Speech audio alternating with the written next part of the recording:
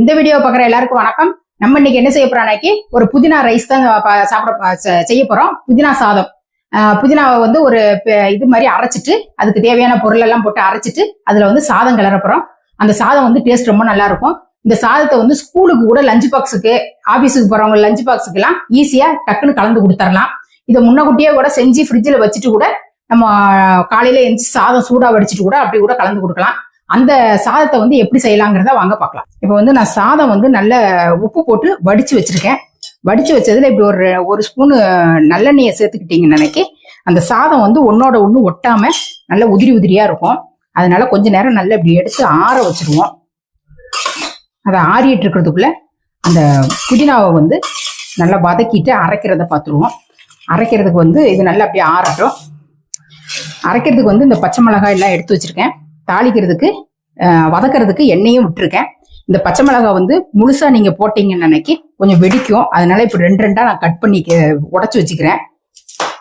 இது வந்து ஒரு 1.5 டீஸ்பூன் கிட்ட எண்ணெய் விட்டுருக்கேன். இதுல வந்து ஒரு 10 பல்லு பூண்டு போடுறேன். இதுல வந்து 7 பச்சை மிளகாய ரெண்டா உடச்சு வச்சிருக்கேன். அதான் நிறைய இருக்கிற மாதிரி இருக்கு. அந்த 7 பச்சை மிளகாயும் உள்ள சேர்த்துருவோம். இதை நான் ஃபர்ஸ்டே உளுத்தம்பருப்பை வந்து ஃபர்ஸ்டே போட்டிருக்கணும். இப்போ நான் இந்த எண்ணெயிலேயே உளுத்தம்பருப்பை போட்டிருக்கேன். ஒரு 1.5 டீஸ்பூன் கிட்ட உளுத்தம்பருப்பு எடுத்திருக்கேன். அதையும் அந்த எண்ணெயில லேசா அப்படி வறுத்து விட்டுட்டு இந்த பச்சை மிளகா வந்து நல்ல பொரிஞ்சு வரணும். பொரிஞ்சு நல்ல கலர் மாதிரி வரணும். இந்த உளுத்தம்பருப்பும் நல்லா செவந்து வரணும். அது வரைக்கும் வதக்கி விட்டுருவோம்.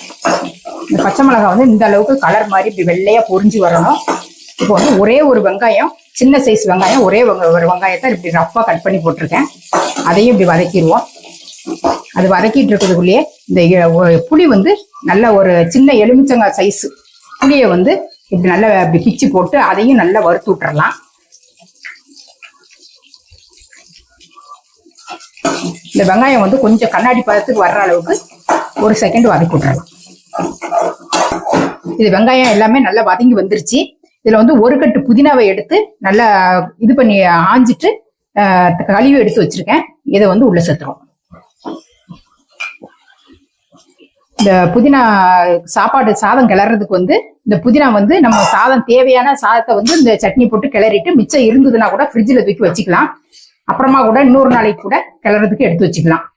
அதனால நான் ஒரு கட்டு ஃபுல்லாவே, பெரிய கட்டா இருந்தது, ஒரு கட்டு ஃபுல்லாவே போட்டு வதக்குறேன். இதுல வந்து தேவையான உப்பும் வந்து சேர்த்துருவோம். இந்த சட்னிக்கு தகுந்த உப்பை வந்து இது உள்ள சேர்த்துட்டேன். ஏற்கனவே நான் சாதத்துலயும் கொஞ்சம் உப்பு போட்டு தான் வடிச்சு வச்சிருக்கேன். சாதத்துல உப்பு போட்டு வடிக்காதவங்க டேஸ்ட் பார்த்துட்டு அதுக்கு தகுந்த மாதிரி நீங்க போட்டுக்கணும். இதை வந்து நல்லா இந்த புதினா வந்து கொஞ்ச நேரம் வதங்கி வரட்டும். புதினா வந்து நல்லா சுருண்டு நல்லா வதங்கி வந்துட்டு இதை நான் இப்ப அடுப்பை ஆஃப் பண்ணிட்டு நல்லா ஆற வச்சுட்டு நல்லா மிக்ஸி ஜார்ல போட்டு ரொம்ப தண்ணி சேர்க்காம இந்த தண்ணியிலேயே அரைச்சி எடுத்துட்டு வந்துடலாம். வந்து நான் சாதம் தாளிக்கிறத பார்ப்போம். இப்போ வந்து ஒரு 3 ஸ்பூன் கிட்ட எண்ணெய் விட்டுருக்கேன். நான் கடலெண்ணெய் தான் விட்டுருக்கேன். இதுல வந்து ஒரு ஸ்பூன் 1.5 ஸ்பூன் கிட்ட ஒரு நெய் விடுறேன். 1 ஸ்பூன் நெய்யும் ஒரு 3 ஸ்பூன் எண்ணெயும் விட்டுருக்கேன். அது நல்லா சூடு ஏறட்டும். நான் இப்போ அதுக்குள்ள இந்த புதினாவை வந்து அரைச்சு வச்சதை வந்து பாருங்க, இந்த அளவுக்கு நல்லா அரைச்சு எடுத்துக்கணும். தண்ணி வந்து நிறைய சேர்த்தீங்க அப்படின்னு நம்ம நினைக்கி சாதத்தோட வந்து சாதம் நம்ம கிளறும் போது தண்ணி அந்த சாதத்துல வந்து இந்த புதினாவுடைய கிரேவி வந்து கரெக்டா படாம ஒரு மாதிரி தனித்தனியா நீத்துக்கிட்டு இருக்கும். அதனாலதான் தண்ணியை வந்து கம்மியா ஊத்தி அரைங்கன்னு அந்த வெங்காயத்துல உள்ள தண்ணியை போட்டு நல்ல ஒரு ஓட்டிட்டு கொஞ்சமா தான் தண்ணி சேர்த்து நான் அரைச்சி எடுத்திருக்கேன். இந்த அளவுக்கு அரைச்சி எடுத்தாச்சு. இப்ப தாளிக்கிறது வந்து இப்ப நான் வந்து எண்ணெய் நல்லா சூடாயிட்டு இதுல வந்து ஒரு 1/2 ஸ்பூன் கடலைப்பருப்பு, ஒரு ஸ்பூன் உளுத்தம்பருப்பு எடுத்திருக்கேன். ஃபர்ஸ்ட் வந்து கடலைப்பருப்பு போட்டுரும். கடலைப்பருப்பு கொஞ்சம் செவக்கிறதுக்கு கொஞ்சம் லேட் ஆகும். இது கொஞ்ச நேரம் வதங்கி வரட்டும். அடுத்து 1 ஸ்பூன் உளுத்தம்பருப்பும் போட்டுறேன். இந்த 2 பருப்புமே நல்லா கொஞ்சம் செவந்து வரட்டும். இந்த சமயத்துல வந்து நீங்க வேர்க்கடலை இருந்தா கூட வேர்க்கடலையும் சேர்த்துக்கலாம். நான் வந்து கொஞ்சம் ஒரு 10 கால் முந்திரி பருப்பு எடுத்து வச்சிருக்கேன். முந்திரி பருப்பு சேர்த்துக்கலான்னு நீங்க விருப்பப்பட்டா வேர்க்கடலை கொஞ்சம் வறுக்கிறது இதுலயே போட்டு வறுத்தீங்கன்னா சாதத்தோட நல்லா இருக்கும். இது கொஞ்சம் நல்லா செவந்து வரட்டும். 1/2 ஸ்பூன் கடுகு போட்டுறேன். 1/2 ஸ்பூன் ஜீரகமும் போட்டுருக்கேன். இதுல வந்து ஒரு 2 காஞ்ச மிளகாய் எடுத்து இப்படி கிள்ளி வச்சிருக்கேன், அதையும் உள்ள சேர்த்துறேன். ஒரு 10 முந்திரி பருப்பு எடுத்திருக்கேன், அதையும் உள்ள போட்டுறேன். ஒரு கொத்து கருவேப்பிலை, ஒரு 10-12 பல்லு பூண்டு எடுத்து இந்த மாதிரி நல்ல பொடியா கட் பண்ணி வச்சிருக்கேன், அதையும் உள்ள சேர்த்துறேன். இது வந்து நல்லா கொஞ்சம் செவந்து நல்ல பூண்டோட வாசனை நல்லா வெளியில வர்ற அளவுக்கு நல்லா செவக்க வறுத்து விடணும். இந்த பூண்டு நல்லா செவந்து வாசனை வந்துட்டு நான் வந்து ஒரு சின்ன சைஸ் வெங்காயம் 2 வெங்காயத்தை எடுத்து இந்த மாதிரி பொடியா கட் பண்ணியிருக்கேன், அதையும் உள்ள சேர்த்துறேன். சேர்த்துட்டு இந்த வெங்காயம் வந்து நல்ல வெந்து வர வேண்டிய தேவையில்லை, லைட்டா அப்படி வதக்கி விட்டுட்டு நம்ம அரைச்சி வச்ச புதினாவை ஊத்திடலாம். இப்படி 1 செகண்ட் நல்லா அப்படி வதக்கி விட்டாலே போதும், ஒரு கண்ணாடி பதத்துக்கு. இந்த வெங்காயம் வந்து கொஞ்ச நேரம் வதக்கி இருக்கு. அந்த புதினா சாதத்தோட இந்த வெங்காயம் வந்து வாயில நல்லா கடிபட்டுச்சுன்னா புதினா சாதம் ரொம்ப நல்லா இருக்கும், அதனால லைட்டா வதக்குனா போதும். இப்ப வந்து நான் அரைச்சு வச்ச புதினாவை வந்து உள்ள சேர்த்துறேன். இதோட தண்ணி வந்து சேர்க்கக்கூடாது, இந்த புதினாவே சேர்த்துட்டு நல்லா ஒரு ஸ்பூனால எடுத்து உள்ள விட்டுருங்க, தண்ணி சேர்க்க வேண்டாம். இந்த புதினாவை போட்டு இப்படி கொஞ்ச நேரம் அடுப்பை வந்து நல்லா ஸ்லோவா வச்சுட்டு வதக்கி விடுங்க. இப்ப வந்து இதுல கொஞ்சமா மஞ்சள் பொடி சேர்த்துறேன்.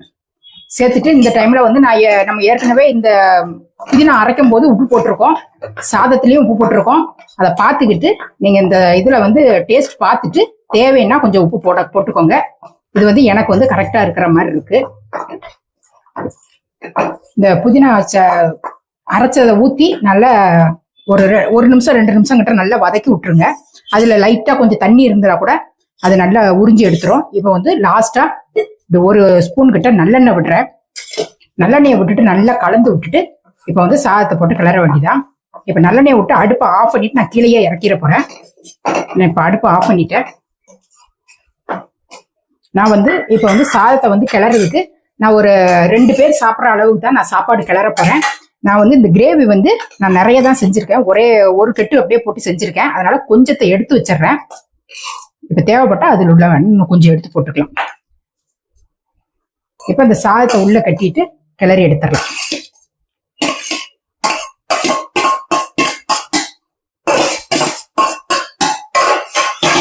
கிளறும் போது நல்ல சாதம் வந்து உடையாத அளவுக்கு நல்ல கொஞ்சம் பொறுமையா அப்படி கிளறி விடுங்க. இந்த புதினா சாதம் நல்லா கலந்து ரெடி ஆயிடுச்சு. நல்லா காரசாரம் புளிப்பு பூண்டு வாசனையோட ரொம்ப டேஸ்டா இருக்கும். இதே மாதிரி நீங்களும் உங்க வீட்டுல செஞ்சு பார்த்துட்டு எப்படி இருந்ததுங்கிறத கமெண்ட்ல சொல்லுங்க. இதே மாதிரி அடுத்த ஒரு சூப்பரான ஒரு வீடியோல நான் உங்களை சந்திக்கிறேன். நன்றி, வணக்கம்.